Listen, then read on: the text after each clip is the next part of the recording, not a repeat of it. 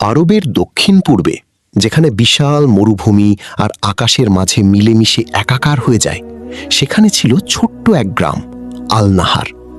গ্রামের চারপাশে ছিল খেজুর বাগান, মাঝে মাঝে ছোট ছোট মাটির ঘর আর একটি প্রাচীন পাথরের কূপ। লোকজন উট চড়ে বাণিজ্য করত, মেয়েরা খেজুরের ছায়ায় বসে সুতো কাটত, আর পুরুষেরা সূর্যাস্তের পর মসজিদে জড়ো হয়ে নামাজ পড়ত। সেই গ্রামে থাকতেন খালিদ ইবনে সালেহ। বয়স 40-এর কাছাকাছি, লম্বা, রোগা, কিন্তু চোখ দুটোতে ছিল অদ্ভুত এক আলো। তার সম্পত্তি বলতে ছিল মাত্র 7টি খেজুর গাছ আর একটি বুড়ো উট, সাবির। সাবিরের পিঠে চড়ে তিনি গ্রামের বাইরে থেকে কখনো কখনো শুকনো ডালপালা সংগ্রহ করে আনতেন। তার স্ত্রী লায়লা ছিলেন ধৈর্যশীলা, আর তাদের একমাত্র সন্তান মারিয়াম মাত্র 8 বছরের। মেয়েটি ছিল খালিদের প্রাণ। সে বছর মরুভূমি যেন ক্রুদ্ধ হয়ে উঠেছিল। বৃষ্টির নামগন্ধ নেই। সূর্য যেন আগুনের গোলা হয়ে গ্রামের উপর ঝাঁপিয়ে পড়ছিল। খালিদের 6টি খেজুর গাছ শুকিয়ে কাঠ হয়ে গেল। শেষ গাছটিও পাতা ঝরাতে শুরু করল। সাবিরের উটটি দিন দিন দুর্বল হয়ে পড়ছিল। খাবারের অভাবে লায়লার চোখের নিচে কালি পড়ে গিয়েছিল, আর মারিয়ামের শরীরে জ্বর এসে বাসা বেঁধেছিল। প্রতি রাতেই মেয়েটি কাঁপতে কাঁপতে বলতো, বাবা, আমার খুব পিপাসা। খালিদ প্রতিদিন ভোরে উঠে মাটির ঘরের বাইরে বালুর ওপর সিজদায় পড়ে যেতেন। তার দোয়া ছিল সহজ কিন্তু গভীর। ইয়া আল্লাহ, তুমি জানো আমার অবস্থা, আমি তোমার ওপর ভরসা করি। তুমি যা দাও তাতেই আমি সন্তুষ্ট। গ্রামের ধনী ব্যবসায়ী আবু জাফর একদিন তাকে ডেকে পাঠালেন। তার বাড়ি ছিল গ্রামের সবচেয়ে বড়, 2টো উঠান, অনেক উট আর বিশাল খেজুর বাগান। আবু জাফর বললেন, খালিদ, তোমার শেষ গাছটি আমাকে দাও। আমি তোমাকে 20 কেজি খেজুর, কিছু ওষুধ আর তোমার মেয়ের চিকিৎসার জন্য শহরে নিয়ে যাওয়ার ব্যবস্থা করে দেব। খালিদ মাথা নিচু করে দাঁড়িয়ে রইলেন।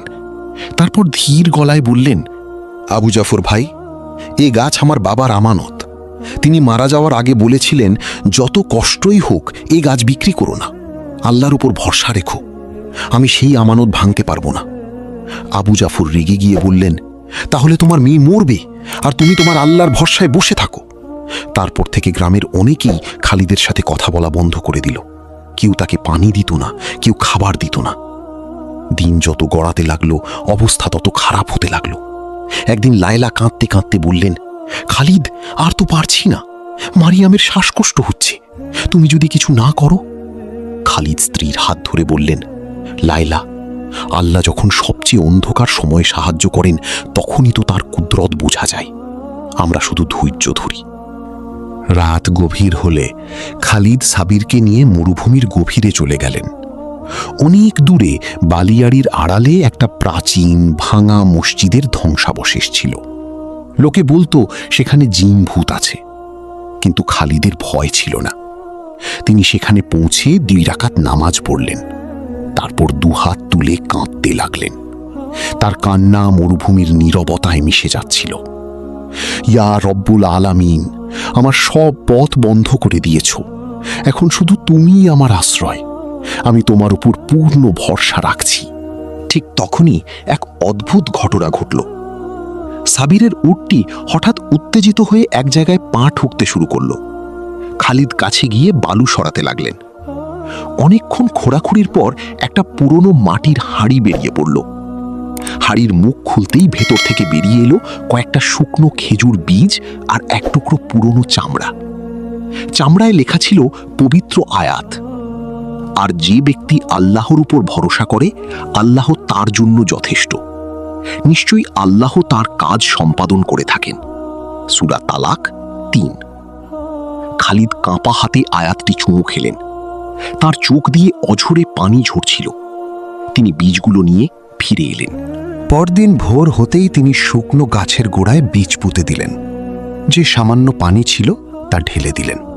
তারপর অপেক্ষা করতে লাগলেন। সেই রাতেই আকাশ কালো মেঘে ঢেকে গেল। মরুভূমিতে এমন প্রবল বৃষ্টি নামল যা গ্রামের বয়স্ক লোকেরাও কখনো দেখেনি। বৃষ্টি চলল টানা 3 দিন। খালিদের পোতা বীজগুলো অদ্ভুত দ্রুততায় অঙ্কুরিত হল। মাত্র 7 দিনের মধ্যে সেখানে এক বিশাল ঘন খেজুর বাগান গজিয়ে উঠল। গাছগুলোর পাতা ছিল গাঢ় সবুজ আর ফল ছিল অপূর্ব মিষ্টি ও সুগন্ধি। সবচেয়ে আশ্চর্যের বিষয়, বাগানের একদম মাঝখানে একটা ছোট্ট ঝর্ণা ফুটে উঠল। পানি ছিল ঠান্ডা, মিষ্টি আর স্বচ্ছ। মারিয়াম সেই পানি খেয়ে 3 দিনের মধ্যে পুরোপুরি সুস্থ হয়ে উঠল। লাইলার মুখে হাসি ফুটল। গ্রামের সবাই অবাক হয়ে দেখতে এলো। আবু জাফরও এসেছিলেন। তিনি খালিদের পায়ে পড়ে কাঁদতে কাঁদতে ক্ষমা চাইলেন। খালিদ তাকে জড়িয়ে ধরে বললেন, ভাই, ক্ষমা চাওয়ার কিছু নেই, আমি তো কিছুই করিনি, সব আল্লাহ করেছেন। পরে জানা গেল আসল চমক। সেই প্রাচীন মসজিদের ধ্বংসাবশেষের নিচে ছিল একটা লুকানো প্রাচীন কূপ। শতাব্দীর পর শতাব্দী বালু চাপা পড়েছিল। খালিদের দোয়া আর অটল বিশ্বাসের বরকতে বৃষ্টির পানি সেই কূপকে জাগিয়ে তুলেছিল। আর যে বীজগুলো তিনি পেয়েছিলেন সেগুলো ছিল মরুভূমির এক বিলুপ্তপ্রায় বিশেষ জাতের খেজুর, যা শুধুমাত্র চরম কষ্টের সময়েই ফল দেয়। সেই থেকে আল নাহার গ্রাম সমৃদ্ধ হয়ে উঠল। খালিদ তার বাগানের অর্ধেক ফল প্রতি বছর গরিবদের মধ্যে বিলিয়ে দিতেন। তিনি কখনো ধনের অহংকার করেননি, বরং প্রতি জুমার পর গ্রামের মসজিদে বসে সবাইকে বলতেন, আল্লাহর উপর ভরসা রাখো। তিনি যখন পরীক্ষা নেন তখনই সবচেয়ে বড় উপহার দেন, যা তুমি কল্পনাও করতে পারবে না। সেই অলৌকিক বৃষ্টি ও খেজুর বাগান গজিয়ে ওঠার পর আল নাহার গ্রাম আর আগের মতো ছোট্ট গ্রাম রইল না। খালিদের বাগানের ফল এত মিষ্টি ও সুগন্ধি হয়ে উঠল যে আশপাশের গ্রাম থেকে ব্যবসায়ীরা উটের কাফেলা নিয়ে আসতে শুরু করল। খালিদের সম্পদ বাড়ল, কিন্তু তার চরিত্র একটুও বদলালো না। প্রতিদিন ভোরে তিনি এখনও সেই পুরনো মাটির ঘরের সামনে বালুর উপর সিজদায় পড়তেন। মারিয়াম এখন 11 বছরের সুন্দরী স্বাস্থ্যবতী মেয়ে। সে তার বাবার ঈমানের গল্প সবাইকে শোনাত। লায়লা খুশিতে সবসময় খালিদের হাত ধরে বলতেন, আমি যেদিন বলেছিলাম তুমি কিছু করো, সেদিন আমি ভুল করেছিলাম, তুমি ঠিকই করেছিলে। কিন্তু মরুভূমি কখনো এক জায়গায় থাকে না। নতুন পরীক্ষা এলো। 3 বছর পর আবার এক ভয়ঙ্কর খরা দেখা দিল।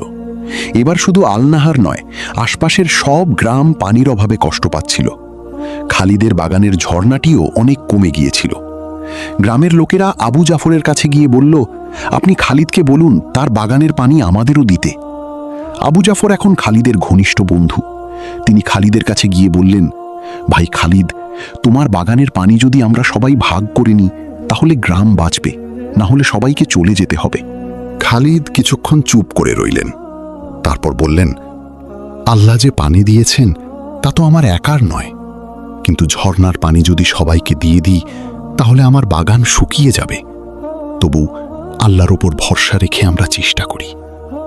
সেই রাতে খালিদ আবার সেই প্রাচীন ভাঙা মসজিদের ধ্বংসাবশেষে গেলেন।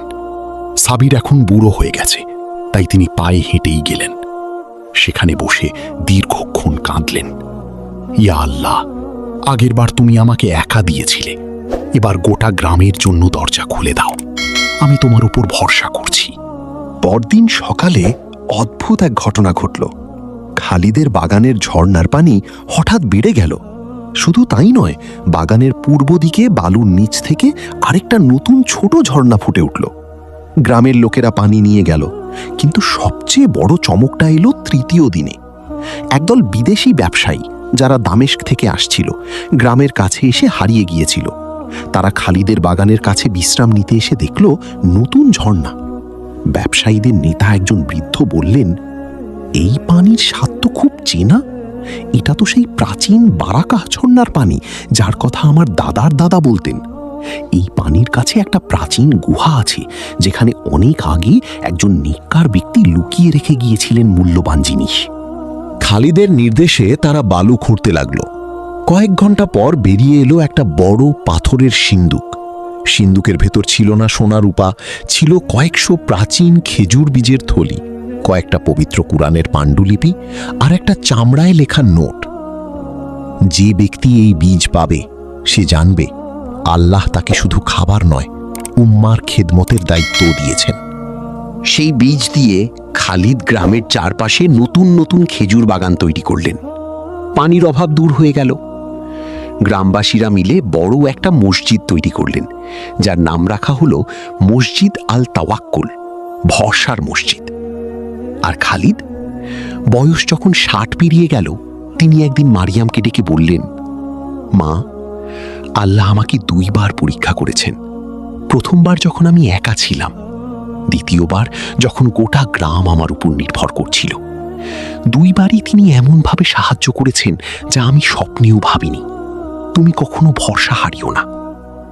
সেই রাতে খালিদ শেষ নিঃশ্বাস ত্যাগ করলেন, কিন্তু তার ঈমানের আলো গ্রামের প্রতিটি ঘরে ছড়িয়ে পড়ল। আজও আল-নাহার গ্রামের লোকেরা বলে, যখন মনে হয় সব শেষ, ঠিক তখনই আল্লাহ নতুন শুরু করেন। যদি গল্পটি আপনার ভালো লেগে থাকে তাহলে ভিডিওটিতে একটি লাইক দিতে ভুলবেন না। আর এমন আরও সুন্দর গল্প দেখতে আমাদের চ্যানেলটি সাবস্ক্রাইব করে পাশে থাকুন।